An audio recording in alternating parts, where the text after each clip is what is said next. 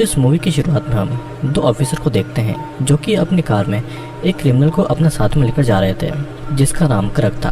तभी रास्ते में रेलवे क्रॉसिंग आता है और वे लोग अपनी कार को वहां पर रोक देते हैं और इतने में एक दूसरी कार इनकी कार को टक्कर मार देती है जिससे कि दोनों ऑफिसर घायल हो जाते हैं। फिर दूसरी कार में दो लोग बाहर निकलते हैं जिनका नाम फ्रांसिस और सैडी था जो कि उस क्रिमिनल के साथ थे और उसे बचाने के लिए वहां पर आए हुए थे। फ्रांसिस क्रग का भाई था और सैडी क्रग की गर्लफ्रेंड।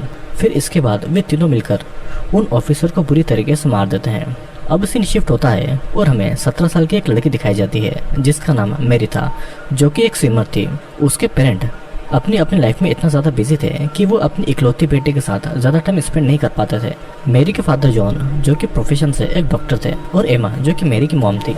ये लोग मिलकर अपने एक लेक हाउस में वेकेशन मनाने के लिए जाते हैं जहाँ पर पहुँचने के बाद में हमें पता चलता है कि मेरी का एक भाई भी था। और इसके बाद मेरी अपने पेरेंट्स से अपने फ्रेंड के पास जाने के लिए परमिशन लेती है, लेकिन उसकी मॉम उसकी सेफ्टी के लिए थोड़ा कंसर्न थी तो इस वजह से वो उसे जाने नहीं देना चाहती थी।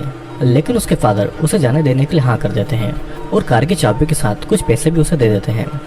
फिर मेरी अपनी एक फ्रेंड के पास पहुंचती है जिसका नाम पेज था जो कि सिटी के साइड एक स्टोर में कैशियर का काम करती थी। फिर बात करते करते दोनों का ध्यान एक लड़के पर जाता है जिसका नाम जस्टिन था जो कि उन्हें बहुत देर से देख रहा था। फिर जस्टिन पेज से एक सिगरेट का पैकेट मांगता है लेकिन वो भी अंडर एज था जिस वजह से पेज उसे सिगरेट का पैकेट देने से मना कर देती है, जिस पर जस्टिन उसे लालच देता है कि अगर वो उसे पैकेट दे देगी तो वे सभी मिलकर एंजॉय करेंगे। और फिर जस्टिन की इस बात पर पेज मान जाती है और जब जस्टिन सिगरेट के बदले उसे पे करने के लिए अपनी पॉकेट से पैसे निकालता है, लेकिन हम देखते हैं कि उसके एक नोट पर ब्लड लगा हुआ था जिसे वो फटाफट छुपा लेता है।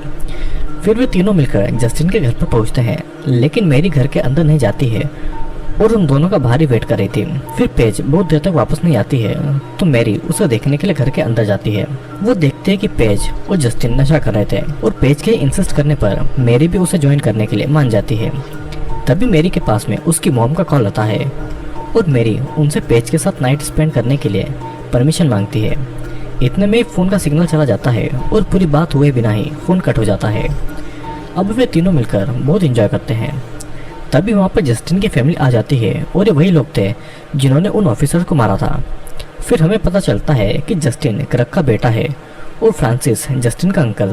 क्रग जस्टिन पर बहुत नाराज होता है और कहता है कि पुलिस मेरे पीछे पड़ी हुई है और तुम यहाँ पर लड़कियों के साथ में मजे कर रहे हो। फिर इसके बाद क्रग उन लड़कियों को किडनैप कर लेता है जिस पर मेरी कहती है कि वो उन सभी के बारे में किसी को नहीं बताएगी, लेकिन फिर भी क्रग उन्हें नहीं छोड़ता है। अब मेरी जस्टिन से हेल्प मांगती है लेकिन जस्टिन मजबूर था और उनकी हेल्प वो नहीं कर पाता है।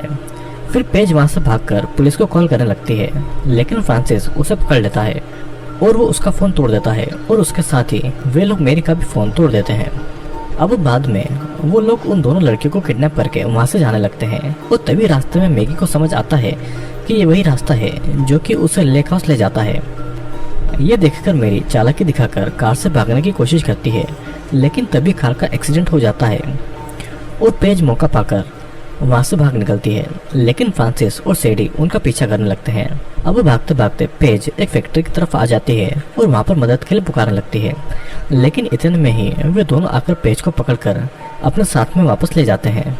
अब क्रग जस्टिन से मेरी और पेज में से किसी का रेप करने के लिए उसे कहता है, लेकिन जस्टिन ऐसा नहीं करना चाहता था और इधर पेज उन सभी को गाली देने लगती है, जिस वजह से गुस्से में आकर क्रग और फ्रांसिस उसे चाकू से स्टेप करके मार डालते हैं। और फिर क्रग मेरी के पास में आकर बहुत ही बुरी तरीके से उसका रेप करता है और उसका रेप करने में सैडी भी उसकी हेल्प कर रही थी।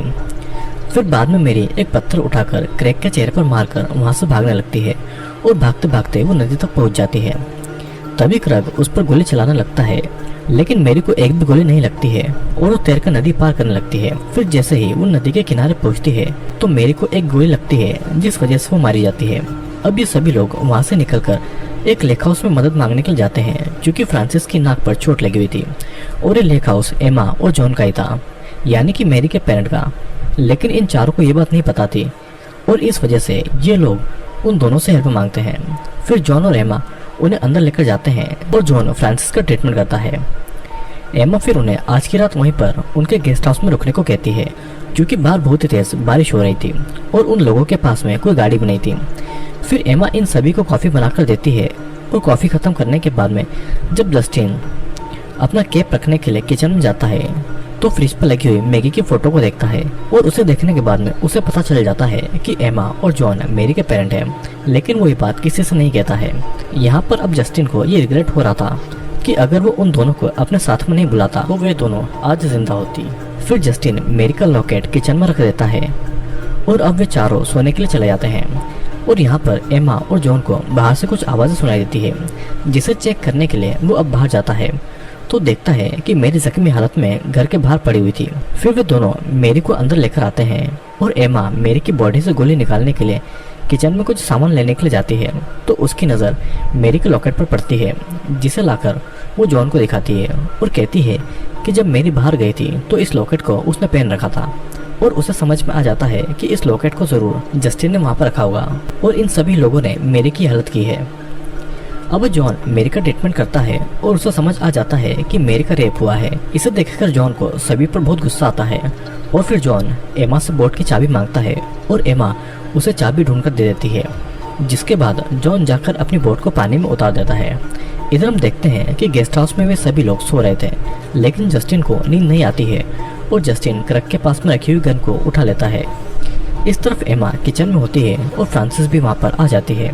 फ्रांसिस का ध्यान फ्रिज पर लगी मैगी के फोटो पर नहीं पड़े, इसलिए वो फ्रांसिस से फ्लर्ट करने लगती है और फिर उसे एक ड्रिंक बनाकर देती है।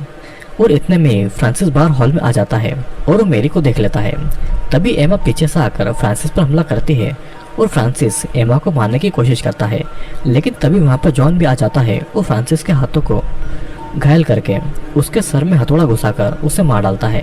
अब दोनों गेस्ट हाउस में पहुंच जाते हैं और जस्टिन हाथ में गन लेकर वही बेड के पास में खड़ा होता है, लेकिन वो इन दोनों को कुछ नहीं करता है और गन जॉन को दे देता है। गन की आवाज़ सुनकर सैडी की नींद खुल जाती है और जॉन सैडी को शूट कर देता है, जिससे कि गोली उसे छूकर निकलती है और फिर वो भागकर बाथरूम में छुप जाती है।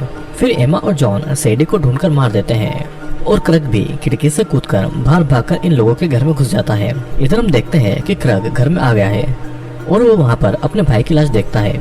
उसे वहाँ पर खून से सने हुए कुछ कपड़े भी दिखाई देते हैं। ये सब देखकर उसे कुछ समझ नहीं आ रहा था कि इन लोगों ने उसके भाई को क्यों मारा और अब ये उसे क्यों मारना चाहते हैं। तभी वो बोट में मेरी और एमा को देख लेता है और वो सब कुछ समझ जाता है।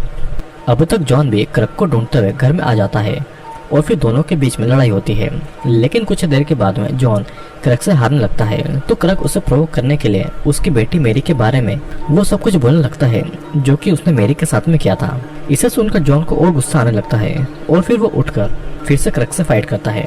इस बार क्रग जॉन को मारने वाला होता है कि तभी वहाँ पर क्रग का बेटा यानी कि जस्टिन आ जाता है और क्रग को अपने गन के पॉइंट पर ले लेता है, लेकिन क्रग उसे गन छीन लेता है और उसे मारने लगता है। तभी पीछे से एमा भी आ जाती है और जॉन और एमा मिलकर क्रग को पीटने लगते हैं, जिससे कि वो बेहोश हो जाता है। फिर अब ये दोनों हस्बैंड वाइफ मेरी और जस्टिन को लेकर अपनी बोट में वहाँ से निकल जाते हैं। मूवी के आखिर में हम देखते हैं कि जॉन क्रग की बॉडी को काटकर उसे पैरालाइज कर देता है और फिर जब क्रग को होश आता है तो जॉन से पूछता है कि तुम डॉक्टर हो और तुमने मेरे साथ में क्या किया है, जिस पर जॉन उसे जवाब देता है कि अब इसमें तुम्हें मजा आने वाला है। और फिर वो क्रग के सिर को माइक्रोवेव में रखकर माइक्रोवेव को ऑन कर देता है, जिससे कि क्रग को तकलीफ होने लगती है और कुछ ही देर में क्रग का सर फट जाता है और वहीं पर मारा जाता है। और इसी के साथ में ये मूवी यहीं पर एंड हो जाती है। दोस्तों, इस मूवी में हमने एक 17 साल की लड़की मेरी को देखा, जिसके पेरेंट अपने काम की वजह से उसे समय नहीं दे पाते थे, लेकिन वो उसे टाइम देने के लिए वेकेशन पर जाने का प्लान करते हैं। फिर वो अपने जंगल में बने एक लेक हाउस पर आते हैं, जहाँ पर मेरी अपने फ्रेंड के साथ में एक लड़के के घर पर जाती है, जहाँ पर उन्हें किडनैप कर लिया जाता है। वे लोग मेरी का रेप भी करते हैं और उसे मारने की कोशिश भी करते हैं, लेकिन जब मेरी के पेरेंट को इस बारे में पता चलता है तो वे उन सभी लोगों से अपनी बेटी के रेप का बदला लेता। दोस्तों, इस मूवी में हमने देखा कि कैसे एक पिता ने अपनी बेटी के रेप का बदला उन लोगों को बड़ी बेरहमी से मार कर लिया। वो देखा जाए तो मेरी के पेरेंट ने ठीक ही किया, क्योंकि अगर उन रेपिस्टों को कानून के हवाले भी कर दिया जाता तो फिर से छूटकर वो लड़कियों के साथ में बुरी हरकत करते हैं। मेरा तो ऐसा मानना है कि हर रेपिस्ट के साथ में ऐसा होना चाहिए ताकि किसी भी लड़की के साथ में रेप ना हो। दोस्तों, मैं उम्मीद करता हूँ कि आपको ये वीडियो पसंद आया होगा। वीडियो अगर पसंद आया हो तो वीडियो को लाइक करके कमेंट जरूर करना। मैं आपके हर कमेंट का रिप्लाई जरूर करूँगा। तो अब मैं आपसे मिलूंगा अगले वीडियो में।